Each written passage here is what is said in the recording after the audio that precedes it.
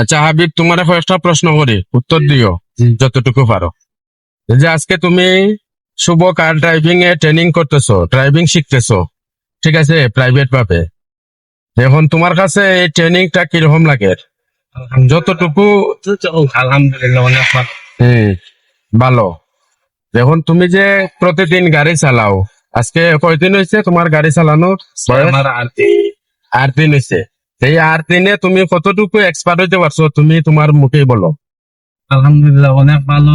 এই জায়গায় সবাই আসবা, আইলে অনেক দক্ষতার সাথে ব্যবস্থা দেয়, আপনারা অভিজ্ঞ হইরা দেওয়া হইব। আমার আজকে 8 দিন, তো আপনারা 8 দিনের মাথায় মানে আমার আলহামদুলিল্লাহ অনেক পরিবর্তন হয়েছে। স্যার এর ধরে লাগে।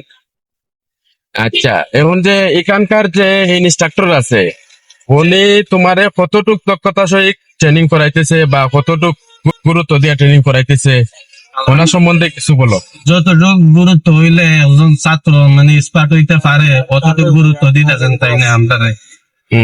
সব মিলাই তুমি আলহামদুলিল্লাহ নাকি? আলহামদুলিল্লাহ। আচ্ছা।